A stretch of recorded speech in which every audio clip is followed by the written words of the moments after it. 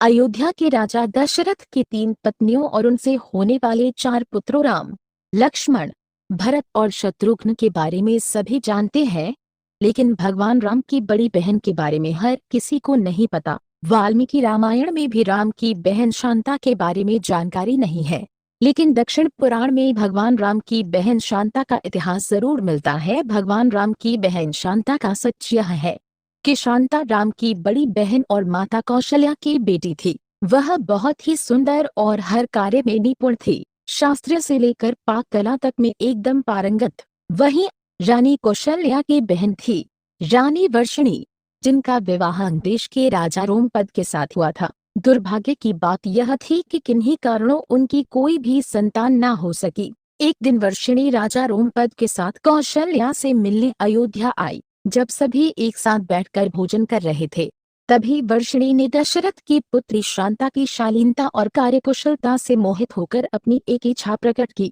वर्षिणी ने कहा, वैसे तो मेरी कोई भी संतान नहीं है, लेकिन मेरी इच्छा है कि शांता की तरह ही मेरी भी एक पुत्री हो। वर्षिणी की इस बात पर राजा दशरथ उन्हें शांता को गोद देने का वचन दे देते हैं। इस प्रकार राजकुमारी शांता अंगदेश के राजा रोमपद की पुत्री बन जाती है। एक दिन राजा रोमपद किसी काम में इतना खोए रहते हैं कि उनकी चौखट पर आए ब्राह्मण की आवाज उन्हें सुनाई ही नहीं देती। फलस्वरूप ब्राह्मण को खाली हाथ वापस लौटना पड़ता है। देवराज इंद्र को राजा रोमपद द्वारा किया गया ब्राह्मण का यह अपमान जरा भी रास नहीं आता। वह अंगदेश में वर्षा न करने का निश्चय कर लेते हैं। ऐसे में बिना वर्षा अंगदेश में सूखा पड़ जाता है। इस वजह से अकाल की स्थिति पैदा हो जाती है। इस समस्या से उबरने के लिए राजा रोमपद ऋषि शृंग के पास जाते हैं और उनसे इस समस्या का उपाय पूछते हैं। ऋषि राजा को यज्ञ कराने की सलाह देते हैं, जिससे रूठे इंद्रदेव को मनाया जा सके।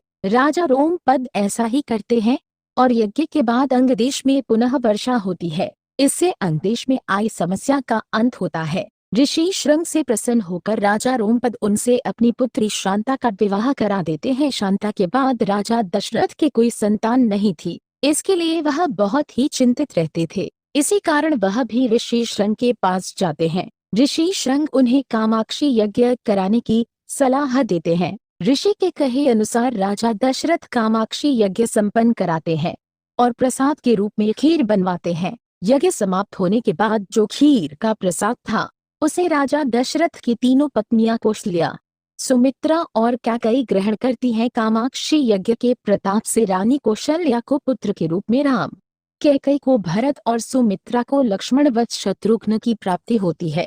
चारों पुत्रों को अपनी बहन शांता के बारे में कुछ भी मालूम नहीं होता है। समय के साथ धीरे धीरे राम को अपनी माता के दुख का पता चलता है। साथ ही भगवान राम की बहन शांता के जीवन का सच, जो कोई नहीं जानता था, राम को मालूम हो जाता है। बहन शांता के बारे में जानने के बाद राम अपनी मां को बहन शांता से मिलवाते हैं और सभी पुराने मतभेदों को दूर कर एक साथ रहने का वचन देते हैं।